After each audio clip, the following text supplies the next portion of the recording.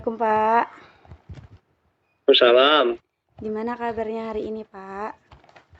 sehat, alhamdulillah sehat. Alhamdulillah sehat ya Pak, langsung saja Pak. Saya akan memperkenalkan diri terlebih dahulu. Baik, nama saya Miftahul Jana Pak, saya dari jurusan Administrasi Pendidikan, Fakultas Ilmu Pendidikan, Universitas Negeri Padang Bapak. Jadi, maksud dan tujuan saya melakukan Zoom tersebut, saya ada mata kuliah mengantar kebijakan pendidikan Pak di jurusan saya tersebut.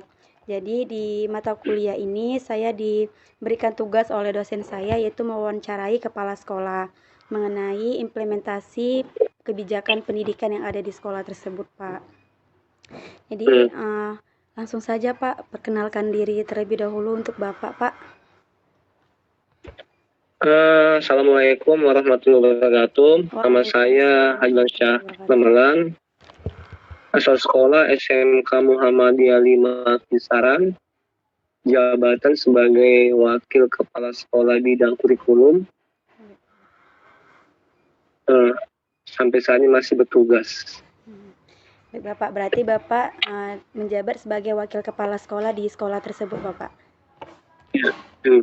Baik Pak, ada beberapa pertanyaan Pak mengenai implementasi kurikulum yang akan saya berikan, yaitu ada yang pertama, kurikulum apa Pak yang sedang diimplementasikan di sekolah SMK Muhammadiyah 5 Kisaran tersebut Pak?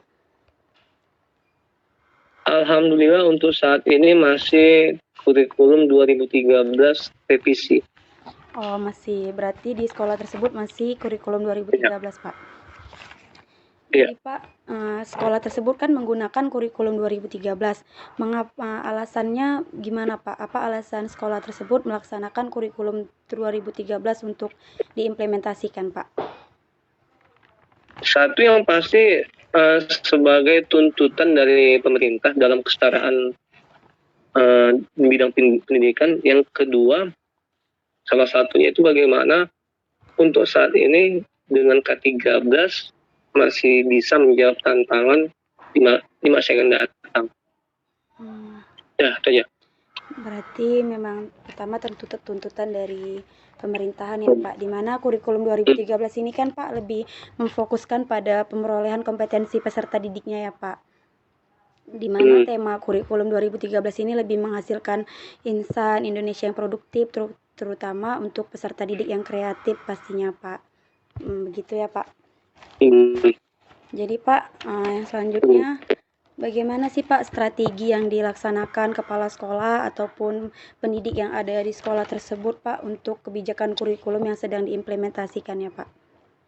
Strategi apa yang dilaksanakan oleh kepala sekolah untuk kurikulum tersebut agar berjalan dengan lancar Pak? Yang pasti yang pertama, salah satu fungsi tugas kepala sekolah itu sebagai seorang monitoring dalam proses berjalannya K13 yang ada di lingkungan sekolah. Jadi pertama kan juga guru tidak terlepas dari yang namanya RPP sebagai acuan dalam proses pembelajaran itu. Kalau dikatakan kesempurnaan itu mungkin itu tidak mungkin, tapi ada hal-hal inti pokok yang harus memang disampaikan terhadap siswa. Walaupun demikian, guru itu tidak terlepas dari acuan-acuan yang telah mereka kerjakan.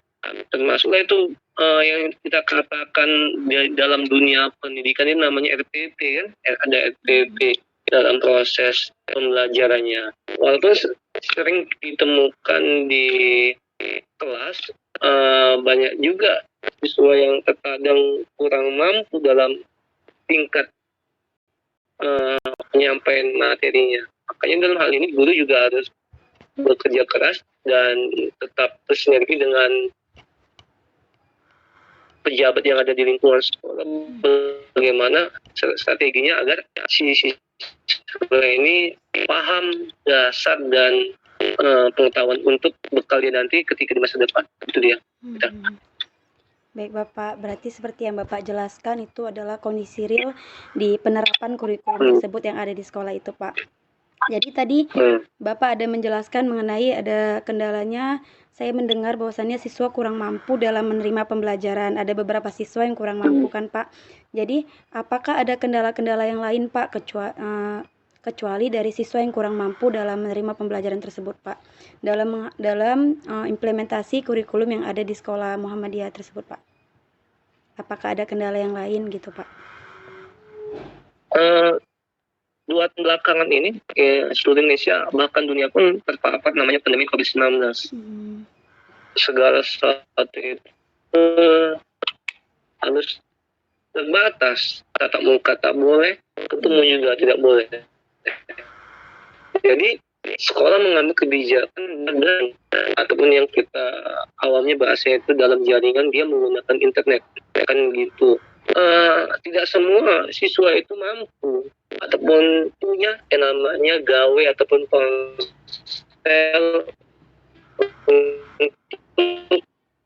mensupport